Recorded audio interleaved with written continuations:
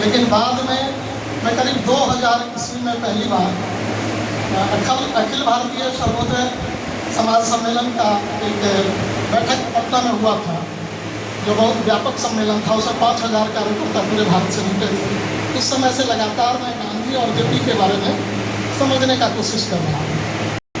तो जहाँ तक मुझे समझ आ रही है कि जयप्रकाश जी जब वहाँ से वापस लौटे थे तो उनकी भूमिका नमक आंदोलन वगैरह में कहीं भी नहीं थी। यहाँ तक कि शुरुआत में जब वो आए 1929-30 में, तो भारत आने के बाद वो एक नौकरी पकड़े थे बिरला ग्रुप ऑफ कंपनी में, और 6 महीना वहाँ पे कार्य भी किए थे। और कार्य करने के बाद गांधी जी को उन्होंने लिखा पत्र, क्योंकि गांधी जी से उनकी भेंट हुई कि जब वहाँ से वापस आए तो साबरमती आश्रम अपनी पत्नी को लेने गए थे। साबरमती आश्रम में वो वहाँ पे रहती थी प्रभावती जी, और वहाँ से जब वापस आए तो अपनी पत्नी को लेने गए। उसी क्रम में उनको गांधी जी से भेंट हुआ, और वहीं पर पहली बार नेहरू जी से भी इनकी भेंट हुई। तो 6 महीने की नौकरी के बाद इनको लगा कि हम जब, क्योंकि वो साम्यवाद की तरफ, जैसा कि सर ने भी बताया कि वहाँ आकर्षित थे काफी, तो वो रसिया जा रहे थे साम्यवाद पर स्टडी करने, वहीं यूएसए से रसिया। डॉक्टर राजेंद्र प्रसाद के पत्र के आधार पर वो भारत लौटे थे। डॉक्टर राजेंद्र प्रसाद ने कहा था उनको कि जब आप वहाँ रसिया जाकर के स्टडी करना चाहते हैं साम्यवाद पर, जबकि यहाँ स्वयं स्वतंत्रता की लड़ाई यहाँ पर बहुत सघन रूप से चल रही है, तो आप भारत के स्वतंत्रता के आंदोलन में आकर के अपना योगदान कीजिए। उससे पहले 1924 ईस्वी में एम.एन. राय रसिया से उसका करके आए हुए थे स्टडी करके, तो उन्होंने रेफरेंस दिया कि साम्यवाद को अगर समझना है तो एम.एन. राय वहाँ से वापस आए हैं भारत, उनसे आप संपर्क करके वो समझ सकते हैं और उस आंदोलन में उस साम्यवाद का भी उपयोग कर सकते हैं। इसीलिए वहाँ जाने के बजाय भारत लौटे, तो भारत लौटे थे। भारत लौटने के बाद जब यहाँ पर साबरमती आश्रम में गांधी और नेहरू से भेंट हुआ, तो गांधी जी ने उनको परिचय करवाया। नेहरू ने पूछा गांधी जी से कि ये कौन है, जेपी के बारे में, क्योंकि उस समय तक नेहरू उनका एक दो पढ़े हुए थे जो यूएसए में उन्होंने जर्नल वगैरह में प्रकाशित किया था, लेकिन वो उनका भेंट नहीं था नेहरू जी से।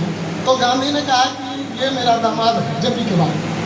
तब जेपी पूछे कि ये कौन है, तो यही तो नेहरू है जो आंदोलन को सक्रिय रूप से संचालित करता है पूरे हिंदुस्तान।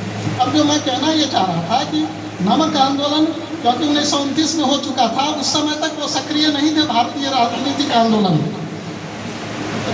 1932 ईस्वी में पहली बार वो जब नेहरू से भेंट हुआ तो वो आकर्षित हुए राष्ट्रीय आंदोलन के तरफ, और 2-3 महीना वो नेहरू के साथ इलाहाबाद में रहे थे। इलाहाबाद से जब वहाँ मुंबई में 1932 में नेहरू जी ने एक आंदोलन रखा था जिसमें 50,000 व्यक्तियों को इकट्ठा करने का उनका ये था कि 50,000 व्यक्तियों को इकट्ठा करके और आंदोलन करेंगे। तो उस पहली बार जेपी जो है सो नेहरू के साथ इलाहाबाद से जा रहे थे।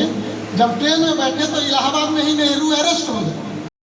तो जब नेहरू वहाँ पे अरेस्ट हो गए तो वहाँ पर जो उनके पास झोला वगैरह था, उसमें जो भी कागज पत्र था वो उन्होंने ट्रेन पर ही छोड़ दिया, और जेपी साथ में थे।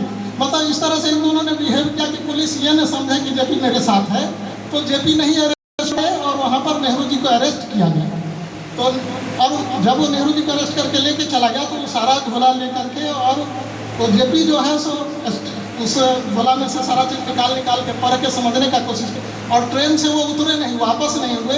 वो ट्रेन से मुंबई गए, और मुंबई जा कर के उस झोले में जो वर्णन था सारी चीज़ों का, उन चीज़ों के आधार पर उन्होंने उस जो आंदोलन था वहाँ पे लगा हुआ था, कर्फ्यू लगाया गया था, वो पहले से घोषित कर चुकी थी अंग्रेज सरकार, और ये नए व्यक्ति थे तो वो 50,000 व्यक्ति तो नहीं, लेकिन उस तिथि को उसी ग्राउंड पे इन्होंने लगभग 5,000 व्यक्तियों को बुला करके और वहाँ पे वो आंदोलन किया।